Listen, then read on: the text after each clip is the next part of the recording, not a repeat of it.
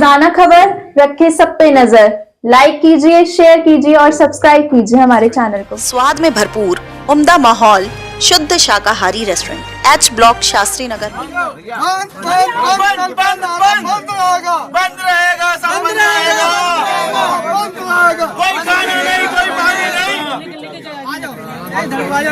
यहाँ सब कुछ बंद रहेगा,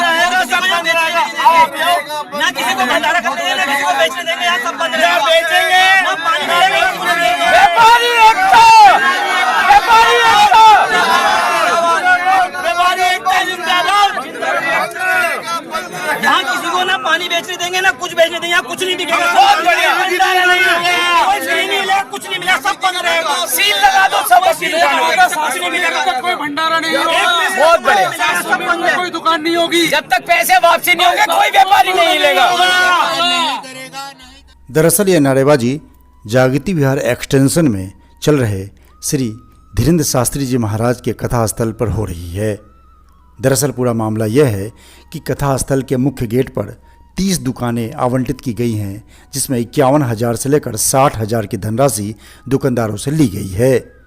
लेकिन जिस प्रकार से दुकानदारों ने बताया कि उन्हें 5 से 10 लाख लोगों के आने की बात कही गई और वहां पर एग्रीमेंट के तहत ये भी हुआ कि कोई भी बाहरी व्यक्ति पानी और खाद्य सामग्री नहीं बेचेगा, लेकिन उन सब चीज़ को धता बताकर बाहरी व्यक्ति वहां भंडारा भी कर रहे हैं, खाद्य सामग्री भी बेच रहे हैं और पानी भी दे रहे हैं।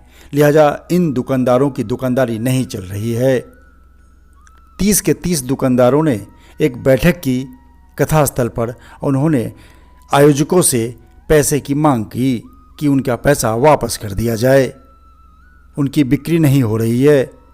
60,000 का मतलब है एक दिन में 12,000 और बिक्री होनी चाहिए कम से कम 20,000 25,000, तब जाकर दुकान का खर्चा और साथ में इनकम होगा। इन्हीं सब मुद्दों को जब रोज़ाना खबर रात्रि में पब्लिक से बात करने वहाँ पे कथा स्थल पर दूर दराज से आए लोगों से जब बात करने रोज़ाना खबर पहुंचा था, तो इसी दौरान रोज़ाना खबर के कैमरे में इन लोगों के प्रदर्शन भी दिखे।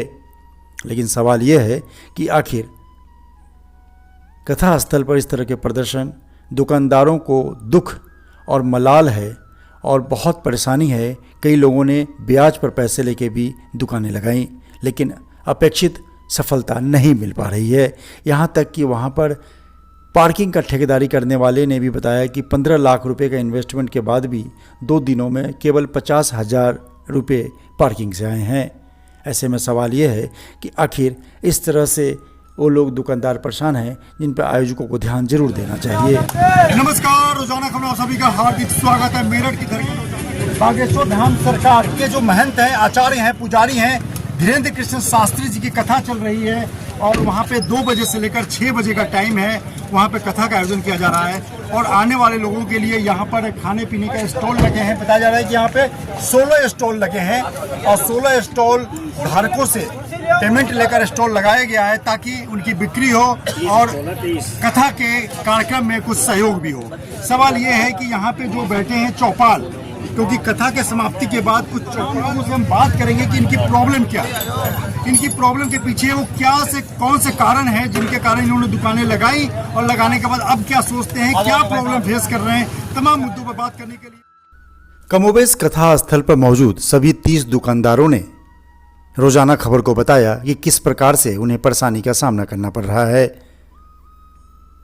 पार्किंग टेंडर लेने वाले भी काफ़ी मायूस हैं और उन्होंने 74 स्टाफ के बावजूद भी 50,000 रोज की कमाई न होने पर दुख व्यक्त किया। उनका कहना है कि सभी जो सरकारी स्टाफ हैं, पुलिसकर्मी हैं, मीडिया कर्मी हैं, सबके फ्री पार्किंग होने के बाद भी कुछ अवैध पार्किंग स्थल भी कुछ लोगों ने बना दिए हैं, जिससे उनको नुकसान हो रहा है और लगातार आयोजकों से कहने के बाद भी कुछ नहीं हो रहा है।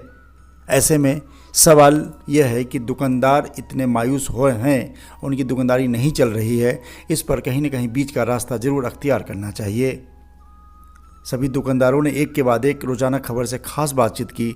उन्होंने अपने अपने मन की स्थिति का खुलासा किया। दुकान देना ही तो सबसे बड़ा अपराध है। बाबा के दरबार में अगर आप वादा कर रहे हो,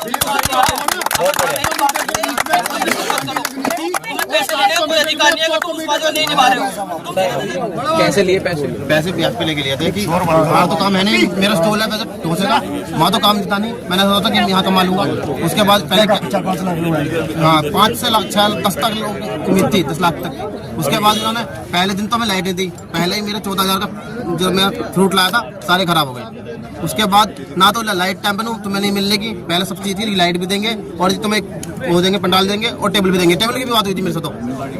और उसके बाद आपके क्या ये जो आप बेच रहे हैं फ्रूट चाट में, क्या इतनी कमाई थी? अनुमान था कि मतलब 60-70 हज़ार रोज आपने, अच्छा 12,000 देने के बाद फिर आपके पास अपने स्टाफ और तमाम खर्चे दरअसल ऐसा है, ब्याज पे लिया था। दरअसल ऐसा था जब 5 लाख लोगों को ही जब बताई जाएगी तो 10 लाख पब्लिक बताई जा रही है, हम सोचेंगे 100 भी हमारे ब्याज पर पैसे कहाँ रहते हैं आप? पास। भोपाल बिहार में पीछे ही मैं। तो ब्याज पर पैसे लेके इन्होंने 51 हज़ार रुपए में इन्होंने स्टॉल लिया और आज 2 दिन में ही धाराशाही हो गए। हम तो 1 दिन में हो गए, सच बताऊं तो हम तो 1 दिन में हो गए। दरअसल 2 दिन छोड़ो, तो आप दूसरे दिन तो टांट रहे हैं बस। अपील करना चाहते हैं आयोजक से कि पैसे बिल्कुल वापस पैसे करें? चाहिए टोटल। अंदर से आक्रोश है क्योंकि ये गरीब आदमी जो भी है ये ब्याज पर पैसे लेकर इन्होंने कुछ कमाने के लिए 60,000 से ऊपर 20,000 ही कमा ले, 25,000 ही कमा ले, 30,000 ही कमा ले, कुछ कमाने की नीयत से इन्होंने यहाँ पे दुकान 51,000 रुपए हमारी जेब से गए हैं और हमें 10,000 रुपए रोज की सेल भी नहीं है। 5 दिन में हम केवल 50,000 इकट्ठे करके इन्हें दे देंगे और हमारे पास कुछ नहीं बचेगा, हमारे घर से जाएगा और हमारे गाड़ी पानी माल लाने। और लोग बाग यहाँ पे आके सब कुछ बेच रहे हैं, अंदर पानी बेच रहे हैं, पॉपकॉर्न बेच रहे हैं, माला बेच रहे हैं, पता नहीं भंडारे कर रहे हैं। तो ये हम नहीं हो। 51,000 रुपए की दुकान बहुत महंगी है एक व्यापारी के लिए। ये भयभीत हो के जो 51,000 रुपए हमसे ले लिए गए हैं, ये हमारे लिए बहुत भारी है। भयभीत कैसे? बस 51,000 रुपए जो हमने यहाँ दे दिए वो बहुत बड़ी रकम है। 51,000 की रकम बहुत ज्यादा है एक व्यापारी के लिए। हमसे कहा था कि यह आपके जो इतने लाख आएंगे, 10 लाख आदमी आएंगे, 15 लाख आदमी आएंगे, इतना व्यक्ति नहीं आया। बोलो समस्या बताओ। जी क्या नाम बाबा आपका? की जय। क्या नाम है ठीक है आपका? ना, मेरा नाम विनीत गुप्ता है। मैंने यहाँ पे स्टॉल पहली बार लगाया था मेले के अंदर। नहीं तो मैं कोई स्टॉल नहीं करता हूँ, मेले के अंदर कोल्ड ड्रिंक का व्यापारी हूँ मैं। ठीक है ना, 51,000 रुपये की मैंने रसीद कटाई। इन्होंने मेरे से बोला 700 मीटर तक कोई दुकान नहीं लगेगी। 700 मीटर के अंदर कम से कम 500 से 700 दुकानें लगी हुई है, 1000 दुकानें लगी हुई है, भंडारे भी चल रहे हैं यहाँ पे। ठीक है, और मैं अधिकारी और किसी से बात करता हूँ तो मेरी गाड़ियों को माल भी नहीं आ पा रहा। मुझे गाड़ियाँ रोके जा रही है, पुलिस प्रशासन मुझे परेशान कर रहा है। मैं उनसे कहता हूँ ये मेरे को एक लेटर दिया हुआ है, तो मैं उसको बोलता हूँ पास है, ये कह रही है कोई पास नहीं होता। ठीक है, और जिससे मैं बात करता हूँ उसको कोई मेरे पे ना कोई मेरे से फोन रिसीव करता है, ना कोई मुझे जवाब देता है उस बात का। मुझे ये बताओ मैं 51,000 रुपए लाऊं या कमाने के लिए आया था या क्या नाम है उधार लेके आया था? कैश दिया या क्या दिया आपने? कैश दिया था मैंने कहा कि मेरे पास 20,000 रुपए पेटीएम है और 25,000 रुपए कैश है। उन्होंने कहा नहीं, पूरा या तो कैश दीजिएगा या पेटीएम दीजिएगा, एक ही अमाउंट में चलेगा। रोजाना खबर रखे सब पे नजर। लाइक कीजिए, शेयर कीजिए और सब्सक्राइब कीजिए हमारे चैनल को।